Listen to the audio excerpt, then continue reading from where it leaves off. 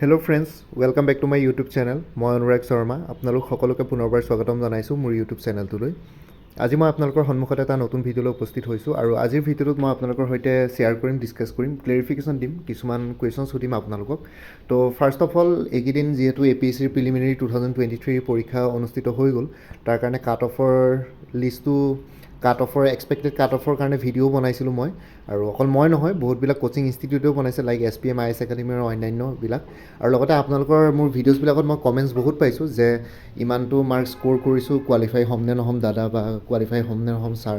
তেনেকৈ বহুতে কুৱেশ্যনছ সুধি আছে, কিন্তু চবৰে একচুৱেলি কমেণ্টবিলাকৰ ৰিপ্লাই দিয়াটো পচিবল নহয়। বহুতবিলাক কমেণ্টছ আহিছে, প্ৰত্যেকটো কমেণ্টতে পাৰ্চনেলি এটাকে ৰিপ্লাই দিয়া পচিবল নহয়। তো সেইটো কাৰণে মই একচুৱেলি আপোনালোকৰ সন্মুখত কাট অফৰ ভিডিঅ'ছ বনাইছিলোঁ যে ইমানটো ৰেঞ্জত যদি আপোনালোকৰ মাৰ্কছখিনি আছে তেতিয়াহ'লে আপোনালোকে প্ৰিপেয়াৰ কৰিব পাৰে। তো তাতকৈ বেছি কথা ভাবি নাথাকিব। তো ফাৰ্ষ্ট অফ অল আপোনালোকে মোক জনাওক, বহুতে জনাই আছে কাৰ কিমান স্ক'ৰ আহিছে, তথাপিতো মই এইটো ভিডিঅ'ৰ কমেণ্ট ছেকশ্যনতো আপোনালোকে মোক জনাওক যে আপোনালোকৰ স্ক'ৰ কিমান আহিছে জেনেৰেল ষ্টাডিজ 1 আৰু জেনেৰেল ষ্টাডিজ 2, ঠিক আছে।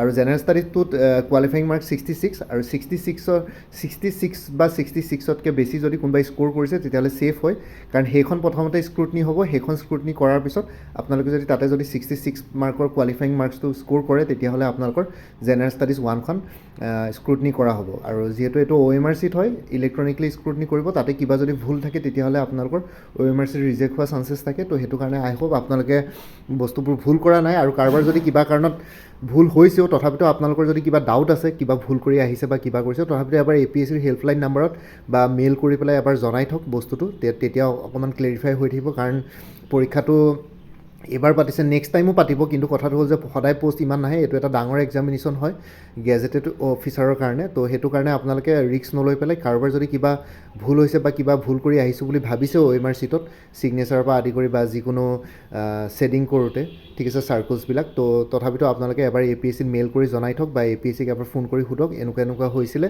তো কিবা প্ৰব্লেম হ'ব নেকি। তো সেইখিনি বস্তু এবাৰ ক্লেৰিফাই কৰি লওক আপোনালোকৰ ফালৰ পৰা। এতিয়া এবাৰ ভুল কৰাৰ পিছত মেবি তেনেকুৱা একো নহ'ব পাৰে, কিন্তু এতিয়া OMR চিটত যেতিয়া ইলেক্ট্ৰনিকেলি যেতিয়া স্ক্ৰুটনি কৰা হয় তেতিয়াহ'লে কোনবিলাক বস্তু কেনেকৈ কি কৰে মই ভালকৈ ইমান ডিটেইলছ নাজানো। তেওঁলোকে ইনষ্ট্ৰাকশ্যনত দিয়া থাকে কি ভুল কৰিব লাগে নকৰিব লাগে।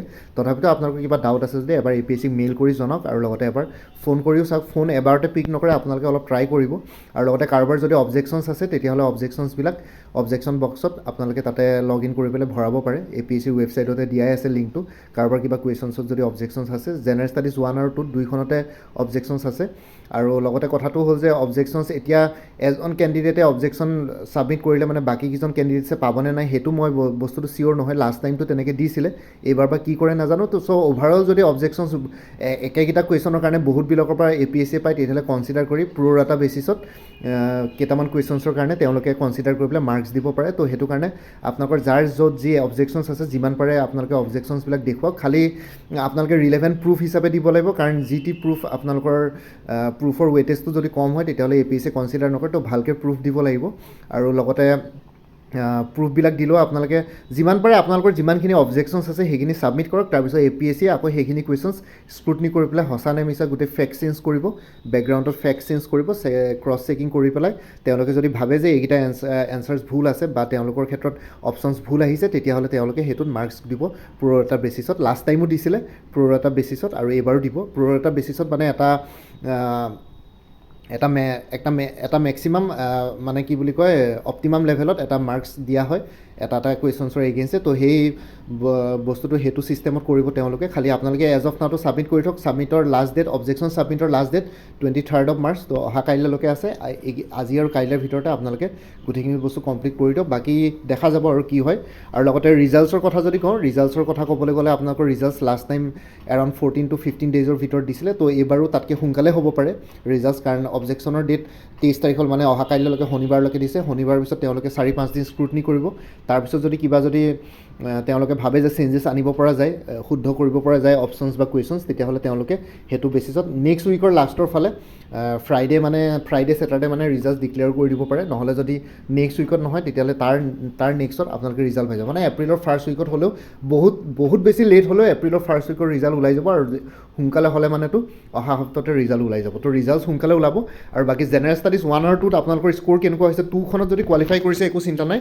বাকী GS 1ত আপোনালোকৰ কেনেকুৱা হৈছে এতিয়া মই অলৰেডি কাট অফ মাৰ্কছ দি দিছোঁ এইকেইটা মাৰ্কছৰ ভিতৰত যদি আপোনালোকৰ আছে তেতিয়াহ'লে আপোনালোকে মেইনছৰ কাৰণে প্ৰিপেৰেশ্যন কৰিব পাৰে লাইক জেনেৰেল কেণ্ডিডেটছৰ কাৰণে 80 to 85 OBC MOBC 63 to 68 SC 55 to 60 ST plains 47 to 52 ST hills 37 to 42 PWBD bill' 30 marks ঠিক আছে তো এইখিনি মাৰ্কছ এতিয়া ইয়াতে চাওক এইটো এটা প্ৰিডিক্টেড বা এক্সপেক্টেড কাট অফ মাৰ্কছ হয় ইয়াতে বহুতখিনি ডাটা লৈ পেলাই কোৱা হয় কিন্তু একজেক্ট কাট অফ মাৰ্কছটো ইয়াৰ পৰা নাপাব পাৰে কাৰণ বহুতে ভুলকৈ ডাটা ভৰাব পাৰে ইয়াতে ঠিক আছে বা বহুতে ভুলকৈ জনাব পাৰে তো বহুতে চাৰ্কিষ্টিক ৱেটো কৈ দিব পাৰে ইমান মাৰ্কছ স্ক'ৰ কৰিম বুলি বা বহুতে এনেই কমাই দিব পাৰে তো সেইটো কাৰণে একজেক্টটো পাব পৰা নাযায় কিন্তু এজ অফ নাও বহুতখিনি কোচিং ইনষ্টিটিউটৰ লগত যোগাযোগ কৰি বা বহুতখিনি কিছুমান এক্সপিৰিয়েঞ্চ মানুহৰ লগত কথা পাতি পেলাই টিচাৰ্ছবিলাকৰ লগত বা বহুতখিনিৰ লগত তেনেকৈ বহুতখিনি কেণ্ডিডেটছৰ ফিডবেক লৈ পেলাই এইখিনি বস্তু বনোৱা হৈছে ইয়াতে মই 80 to 85 জেনেৰেল কেটেগৰীৰ কাৰণে কৈছোঁ কিন্তু আপোনালোকৰ যদি ইয়াতকৈ 80তকৈ যদি 5 মাৰ্ক কমো আহি আছে 75ও আহিছে তেতিয়াহ'লে মেইনছৰ প্ৰিপেৰেশ্যন কৰা ষ্টাৰ্ট কৰি দিয়ক ক'ব নোৱাৰি এতিয়া আপোনালোকে ক'ব পাৰে লাষ্ট টাইম ভেকেঞ্চিজ বেছি আছিলে কাট অফ মাৰ্কছ কম গৈছিলে সেইটো কাৰণে 74.5 আছিলে জেনেৰেলৰ কাৰণে OBCৰ কাৰণে 54.5 আছিলে কিন্তু এইবাৰ যিহেতু ভেকেঞ্চিছো কম তথাপিতো লেভেল অফ ডিফিকাল্টিটো চাই পেলাই আৰু লগতে পাৰফৰ্মেঞ্চবিলাক এতিয়া পাৰফৰ্মেঞ্চৰ ওপৰতে বেচিছ কৰিব এনেকুৱা নহয় যে আপোনালোকৰ পোষ্ট কম আছে মানুহ কমকৈ ল'ব বোলে কাট অফ বহুত হাই যাব তেনেকুৱা কথা নহয় এইখিনি বহুতবিলাক ফেক্টৰ্ছ ইয়াতে কনচিডাৰ কৰিবলগীয়া হয় তো মে' বি মোৰ কাট অফ মাৰ্কটো অলপ ভুল হ'বও পাৰে সেইটো মই কোৱা নাই যে গেৰেণ্টি দিব নোৱাৰোঁ কাট অফ কিমান হয় কিন্তু লাষ্ট টাইম যেতিয়া মই কৈছিলোঁ তেতিয়া মই এটা ৰেঞ্জ ছিলেক্ট কৰিছিলোঁ 72 to I think 77 নে 78লৈকে চুজ কৰিছিলোঁ আৰু তাৰ ভিতৰতে 74.5 কাট অফ মাৰ্কছ আহিছিলে ঠিক আছে তো একুৰেচি এটা মেইনটেইন কৰিছোঁ আগৰ পৰাই তো যেনে তেনে হ'লেও একুৰেট এটা হয়গৈ ফিগাৰটো তো এইবাৰো এনেকুৱা কৈছোঁ 80 to 85 তো ইয়াৰ ভিতৰতে আহিব লাগে মষ্ট প্ৰবেবলি তো আপোনালোকৰ যদি স্ক'ৰ কাৰোবাৰ যদি 80 পৰা 85ৰ ভিতৰত আছে বা কাৰোবাৰ যদি 85তকৈ 75 to 80ৰ ভিতৰতো আছে তথাপিতো মেইনছৰ প্ৰিপেৰেশ্যন কৰা ষ্টাৰ্ট কৰি দিয়ক কাৰণ মেইনছৰ কাৰণে বেছি সময় নিদিয়ে লাষ্ট টাইম প্ৰিলিমছৰ ৰিজাল্ট ডিক্লেয়াৰ দিয়াৰ দিনাখনে মেইনছৰ কথা কৈ দিছিলে তো আপোনালোকে 2 মান্থছমান সময় পাব এইবাৰতো ইলেকশ্যনছ আছে ইলেকশ্যনৰ পিছত মে বি মেইনছ জুনৰ লাষ্টৰ ফালে নহ'লে জুলাইত কণ্ডাক্ট কৰি দিব পাৰে তো সেইটো কাৰণে আপোনালোকে টাইম বেছি নাপাব এপ্ৰিল মে' জুন হাৰ্ডলি 90 ডেইজ পাব আৰু মেক্সিমাম 90 ডেইজ পাব তো সেইটো কাৰণে আপোনালোকে মেইনছৰ কাৰণে প্ৰিপেৰেশ্যন কৰাৰ কাৰণে ৰৈ নাথাকক তো এইকেইটা ইয়াতে ৰেঞ্জটোত আপোনালোকে ইয়াতকৈ যদি 4-5 মাৰ্কছ কমিও আছে তথাপিতো মই আপোনালোকক কওঁ যে মেইনছৰ কাৰণে লাহে লাহে প্ৰিপেৰেশ্যন কৰা ষ্টাৰ্ট কৰি দিয়ক যিয়ে নহওক ইমান ৰিস্ক নল'ব আৰু ইমান ভাবি নাথাকিব অলৰেডি পৰীক্ষা দি আহিলে এতিয়া আৰু ৰিজাল্টৰ কাৰণে ৱেইট কৰিব লাগিব হ'লেও হ'ব নহ'লেও নাই উপায়টো নাই তথাপিতো আপোনালোকে প্ৰিপেৰেশ্যনটো কৰিবই লাগিব কাৰণ আপোনালোকে ৰিজাল্টৰ কাৰণে ৰৈ থাকিব নোৱাৰে ৰিজাল্ট কেতিয়াবা APSC সোনকালে দিব পাৰে বা কেতিয়াবা কিবা কাৰণত লেটো হ'ব পাৰে তো সেইটো কাৰণে আপোনালোকে প্ৰিপেৰেশ্যনটো ষ্টপ কৰি দিব নোৱাৰে তো সেইটো কাৰণে প্ৰিপেৰেশ্যন কৰি থাকক 80 to 85 এতিয়া চবেই সুধি থাকিলে মই চবকে ৰিপ্লাই দিয়াটো পচিবল নহয় পাৰ্চনেলি তো সেইটো কাৰণে কৈ দিছোঁ এইকেইটা ৰেঞ্জত যদি আপোনালোকৰ মাৰ্কছ আছে তেনেহ'লে প্ৰিপেৰেশ্যন কৰা ষ্টাৰ্ট কৰি দিয়ক আৰু ইয়াতকৈ মই যোনটো দিছোঁ লোৱাৰ যোনটো লিমিট দিছোঁ ধৰক জেনেৰেলৰ কাৰণে 80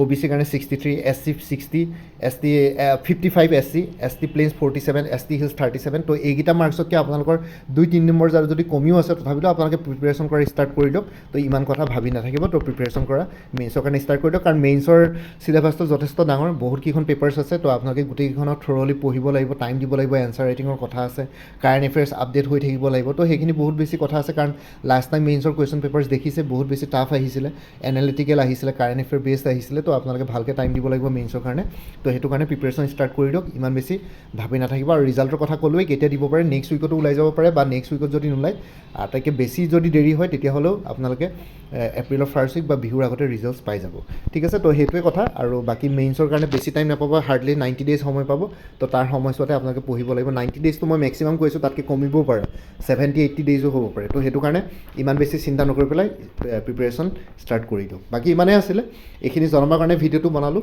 বাকী মোৰ ভিডিঅ'ছবোৰ চাই যদি ভাল পায় মোৰ চেনেলটো ছাবস্ক্ৰাইব কৰি ল'ব আৰু লগতে আপোনালোকৰ যিমানখিনি ফেমিলি ফ্ৰেণ্ডছ ৰিলেটিভছ আৰু চিনাকি এক্সপিৰিয়েঞ্চ আছে তেওঁলোকৰ লগত মোৰ চেনেলটো শ্বেয়াৰ কৰিব লগতে কমেণ্ট ছেকশ্যনত জনাব কিবা যদি কুৱেশ্যন থাকে ডাউট থাকে মই নিশ্চয় আপোনালোকৰ কুৱেশ্যনছ আৰু ডাউটছবিলাকৰ ৰিপ্লাই দিবলৈ চেষ্টা কৰিম বাকী আজিৰ ভিডিঅ'টো ইমানতে সমাপ্ত কৰি আপোনালোক সকলোৰ পৰা বিদায় ল'লোঁ কাইলৈ পুনৰ এটা নতুন ভিডিঅ'লৈ আপোনালোকৰ সন্মুখত উপস্থিত হ'ম তেতিয়ালৈকে ভালকৈ প্ৰিপেৰেশ্যন কৰি থাকক সকলোৱে অল দি বেষ্ট থাকিলে বাকী ইম্পৰ্টেণ্ট লিংকসমূহ এই ভিডিঅ'টোৰ ডেছক্ৰিপশ্যন আৰু কমেণ্ট ছেকশ্যনত দি দিম বহুতবিলাক কৰ্চেছ এভেইলেবল আছে like Assam cooperative apex bank APSC CDPO APSC computer operator তাৰপিছত আছে Assam diary recruitment Assam police APSC tourism development officer, সেই গোটেইবিলাক কোৰ্চৰ ডিটেইলছটো এই ভিডিঅ'টোৰ ডেছক্ৰিপশ্যন আৰু কমেণ্ট ছেকশ্যন চেক কৰিলে পাই যাব।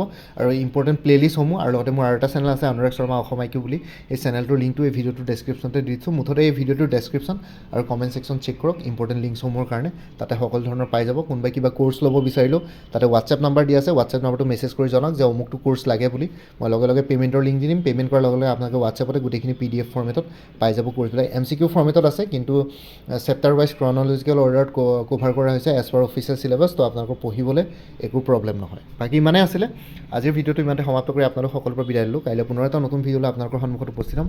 তেতিয়ালৈকে ভালকৈ প্ৰিপাৰেশ্যন কৰি থাকক। সকলোৱে অল দি বেষ্ট থাকিলে। বাই, টেক কেয়াৰ ফ্ৰেণ্ডছ। ভাৰত মাতা কি জয়, জয় আই অসম।